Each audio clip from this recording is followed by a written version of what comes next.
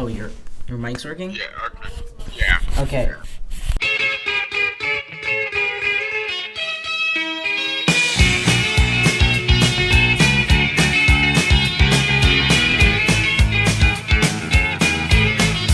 Punctured bicycle on a hillside desolate.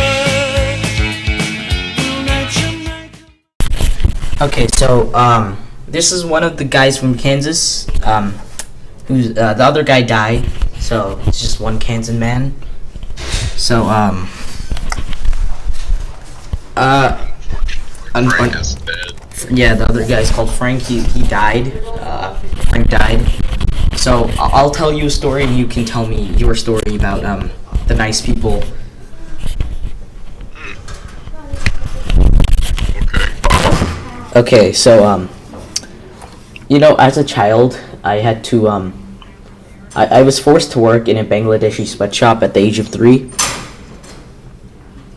Yeah, that sounds like a fun time. Yeah, so I was forced to make clothes, right? So I was working in the factory. I earned 1 cent a day. I crafted these clothes. I was wearing my gray sweatshirt with my bare hands, right? Yeah. And then I escaped the factory, and a week later, the factory just came down. It just fell apart, and all the children inside there died. It was a message you were meant to get out. Yes. So, why don't you tell your story, Frank? But I'm not Frank. I don't care. Oh, okay. Well, I do have a pretty interesting story about my interactions with a nice person. Oh, a nice person. Yes. Okay. So my grandmother, she doesn't really like nice people. Yeah. But at the same time, she's like 80-some years old. Yeah. She lived in a nice person neighborhood. She was the only not nice person there. I see. Like a very dangerous, nice people neighborhood. Yes, nice people. They were very loud. They dealt fun stuff, shall we say? Yes, fun stuff. Yes, you'd hear pop pop bang bangs, during the day. Yeah. Yeah, just normal nice person stuff. So she told me when I was probably only about 4 that all nice people do is lie, cheat, rob, Yeah, or like something like that. They lie, cheat, and steal. That's all they do. I mean, they're all on welfare, though, right? Yes. And I was at a gas station with my parents, like a convenience store. We were inside getting something, and there was something saying how there was someone who had, like, the place had been robbed recently. Oh. And I said, oh, it was probably a nice person. Yeah. But, yeah. The person in front of us was a nice person. Oh. Yeah. That must have been. Yeah, my mother immediately apologized, and we had to find out where I learned that it was nice people. It was grandma. It was your grandma. Yes. So that was a fun experience. You're from Kansas, right? So I'd expect you to have like a southern accent, but you talk like you're from Seattle. No, I was just live in just rural Kansas. You'd be amazed how many different accents there are in Kansas, because there's so many people from different backgrounds. Wow. Kansas seems like a very diverse place, and that's a very bad thing. Yeah, it's mainly just Wichita. Yeah. But that's just a boiling point of people. But like, in the town I'm from, I've lived in this same house for 15 years. Right. There's people who have. Why don't you show them your rifle collection? Just Yes. Oh.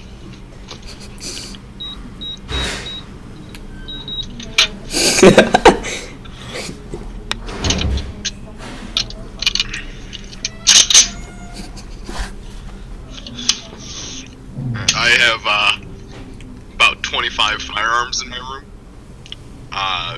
Mainly because I have a gun safe in my room. I see. An assortment of rifles, shotguns, handguns, a bit of everything. Wow. So let me explain the customs of India's street defecation. Oh, please do. Okay, so right, toilets were never invented till 2032 in India. Okay, so we got a few years. Yeah. So people need a solution. So they're like, hey, why don't we dig a hole like they did in America? And they're like, nah, let's just do it on the street. So then they're like, and people did it on the street, right? But then it kept getting piled up. So then they're like, okay, so now we need a designated street for this. So there's a designated street for shitting. There's a designated street for crime. There's a designated street for food. This sounds very orderly. I like it. Yes, it's a very organized country. That's why India will become a superpower by 2020. Yes, we have a few more weeks and India, will most rise. powerful country. The few nukes that India has, they will be launched.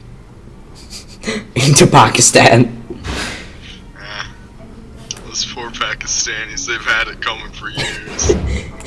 It's their fault. It's their fault. It's their fault. Any other countries is gonna get nukes or just Pakistan? Just Pakistan. Maybe Afghanistan, but Pakistan Maybe. mostly. And we'll stop immigration from Bangladesh. Okay, that's fair. That's fair. So, do you usually hunt nice people? With your Usually that's more with the 1 second. I keep this one on my wall. Oh yeah, you showed me. Yes.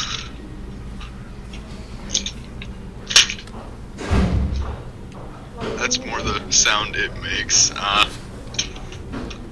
would be a double barrel. You know. Yeah. But that one with my own money. I'm very proud of that. Oh no. Pakistanis, they're coming for you. Oh no. I can hear their footsteps. Remember the time Malalu and then Rita Thunder kidnapped me and tried to convert me? That was an interesting experience. Yeah, so I was once kidnapped by Malala and Greta, and they kidnapped me and tried to convert me to their ways. But then Frank and Wyatt, cheesy ass cheeks, saved me from their grasp. I believe I still have a picture of Oh yeah, send the picture. that very day. I'm in the chat. Yeah, here. Yes. Yes. This is what cheesy looks like. This is what he looks like. That's a nice picture of me.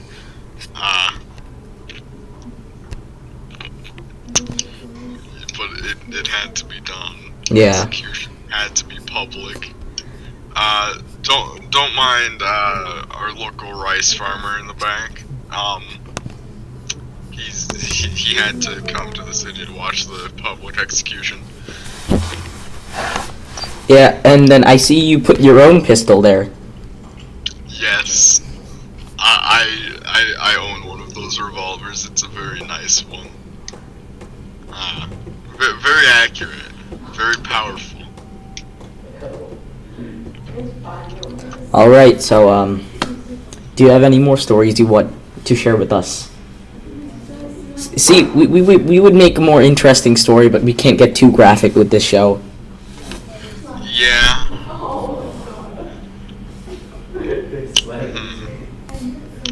So, my family, we have this private land. It's out in the Clinton Hills. Real. It's untouched, other than fucking. Nice people. No, there's no nice people out there. Oh. In the surrounding little local towns, Yeah. I don't think I've ever seen a single nice person there. Ah, really? That must be paradise. But there's basically no one there except for ranchers.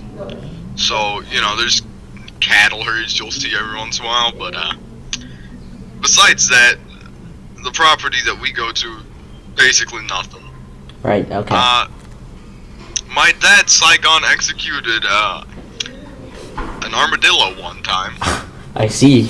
So, friends, if you don't know what That very wrong. if you don't know what the Saigon execution is, it was just Why don't you explain to them what the Saigon execution was? Well, the Saigon execution was a pretty big turning point in the Vietnam War. Yes. So, if you look at that picture of me executing Greta, some of you with a very, very,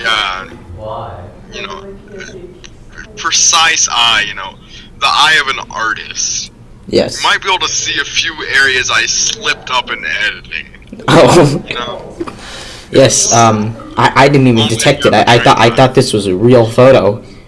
I thought it was an you might be unedited able to photo. tell around the necks and where I'm holding the revolver, the original picture is the Saigon execution. On the right, you have a man who was convicted of murder. On the left, you have the general of the South Vietnam police force. A U.S. Reporter recorded the moment where this police chief guy just went and just executed this guy for murder. I mean, he kind of deserved it. He committed a few war crimes. Oh yeah. But because there was no they didn't have the actual story to it, just the footage. No, it's the French room, I think. French room? Okay, I'm sorry, that was somebody. Understand. Not a nice person, but not a nice person, but like a different type of person. A what? Nothing. Yes. But because the media didn't have the whole story to it, just that, hey, that guy just shot that other guy. And he looks like a civilian, the guy in the right. He's dressed up like a civilian. And the guy on the left, he's in military clothes. Right. So, when this shit got to the US, they were like, oh hey, they're just shooting civilians there. And then What the hell? that's fired up the protests more. Yeah, and the protests were already bad because people were like, hey, this isn't our war. We don't need to be there shooting some gooks. And, the guy who performed the execution, after the war, several years later, he started up a sushi shop, I'm pretty sure, in California. Yeah. And he got ran out of his shop because people were like, hey, that's the guy who performed the Saigon execution. And it's just kind of, Sad. the media point of war. It's a very big turning point. Very important. Okay. So one time I was in India, right? I was chased by rabid dogs, and then 2 years I came back, those rabid dogs were dying on the street, and then 2 years later I came back again, and those rabid dogs were gone, and then it was replaced by their children. Sounds like a very vicious cycle. Yeah. And I was chased by those rabid dogs. Yes. And I feel as though next time you're there, they're gonna be dying on the side of the road. Because India will be a superpower the next time I go. Oh, well, yeah, that is true. That is true. They'll probably be not rabid dogs. Yes. They will be military dogs. Yes, military dogs. Highest bloodline. Yeah. Straight from India. Yes. They're perfect attack dog. Yeah. They can take 20 bullets and live. Wow. Yes. Those Pakistanis will never expect it. Haha. Yes. Especially since they just look like rabid street dogs. So I'm currently recording this in school right now. Because I can tell. yeah, so there's a lot of New York is generally populated by a lot of nice people. Like the nice people of Brooklyn just living on welfare. Ah, yes. The prime example of nice people. So recently the show has been shit because I've been suffering from self-diagnosed depression, and I can't be funny. Well, I was never funny, but I can't be funny if I'm depressed. So, do you have a cure? Do you have a cure to self-diagnosed depression? What do I look like, a pharmacist? Yes, everybody's a pharmacist. Ah, shit, you got me on that one.